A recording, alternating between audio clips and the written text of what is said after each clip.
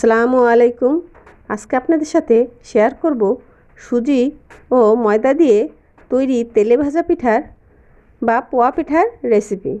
চলুন দেখে নেওয়া যাক এর পুরো প্রস্তুত প্রণালী। একটা বাটিতে 1 কাপ ময়দা, হাফ কাপ সুজি, হাফ কাপ চিনি, স্বাদমতো লবণ, সামান্য একটু বেকিং সোডা দিয়ে সব উপকরণ একসাথে একটা হ্যান্ড উইচের সাহায্যে মিশিয়ে নেব। মেশানো হয়ে গেলে এর ভিতরে অ্যাড করে দেব 2 টেবিল চামচ গুঁড়া দুধ। আবার সব উপকরণগুলো একসাথে মিশিয়ে নেব। এর মধ্যে দিয়ে দেব হালকা কুসুম গরম পানি, 1 কাপের একটু বেশি। পানিটা আমি একবারেই দেব না, অল্প অল্প করে দেব আর ব্যাটারের সাথে মেশাতে থাকব। এভাবেই মসৃণ একটা ব্যাটার তৈরি করে নেব। ঢাকনা দিয়ে ঢেকে এটাকে রেস্টে রেখে দেব 15 মিনিটের জন্য। ঢাকনার যে ছিদ্রটা আছে এটা একটু টিস্যু দিয়ে বন্ধ করে দেব। ফিরে এলাম 15 মিনিট পরে। ঢাকনাটা খুলে নেব। এটা ফুলে অনেক ঘন হয়ে গেছে, এজন্য এর মধ্যে বাকি পানি অ্যাড করব আস্তে আস্তে। ব্যাটারটা যত মসৃণ হবে পিঠাগুলো তত বেশি ফুলকো হবে। যে কাপে ময়দা, সুজি, চিনি মেপে নিয়েছি সেই কাপেই পানি নিয়ে নিয়েছি 1 কাপ থেকে একটু বেশি। আমার এই পিঠাগুলো তৈরি করতে 1 কাপের একটু বেশি পানি লেগেছে। এবার এটাকে ভাজতে চলে যাব। চুলায় একটি প্যান বসিয়ে চুলাটা অন করে পর্যাপ্ত তেল দিয়ে দিয়েছি। ভাজা পিঠাটা ডুবো তেলে ভাজলে বেশি ভালো হয়। তেলটা গরম হলেই কিছুটা ব্যাটার নিয়ে এর ভিতরে দিয়ে দেব।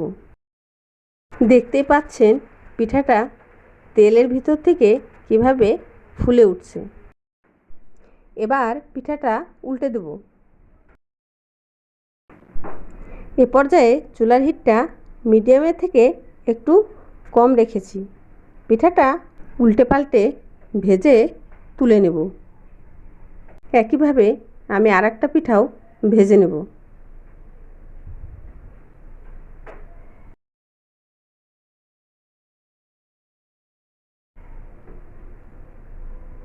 চারপাশ থেকে একটু তেল তুলে দিয়ে পিঠাটা উল্টে দেব।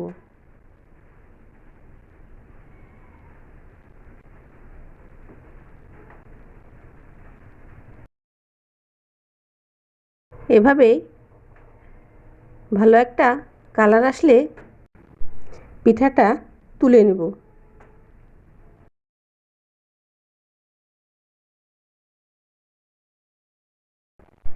এভাবেই একটা একটা করে সব পিঠাগুলো বানিয়ে নেব।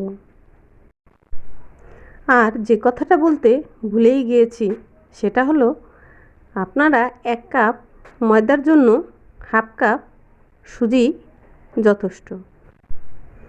কেউ যদি ময়দা বেশি দিতে চান তাহলে 1 কাপের জন্য হাফ কাপ, 2 কাপ ময়দার জন্য তাহলে 1 কাপ সুজি হবে। এই অনুপাতেই মেপে দিয়ে দিবেন। আমার সব পিঠাগুলোই ভাজা হয়ে গিয়েছে। বৃষ্টির দিনে গরম গরম এই ভাজা পিঠাটা খেতে বেশ ভালোই লাগে।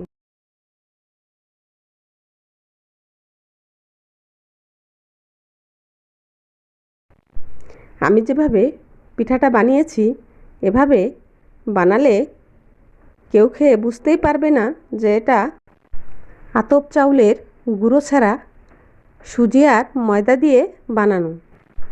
আমার রেসিপিটা যদি ভালো লেগে থাকে তাহলে প্লিজ আমার চ্যানেলটি সাবস্ক্রাইব করে দেবেন, একটা লাইক দিয়ে দেবেন। আবার দেখা হবে নতুন কোনো ভিডিও নিয়ে। সে পর্যন্ত সবাই সুস্থ থাকবেন, ভালো থাকবেন। আল্লাহ হাফেজ।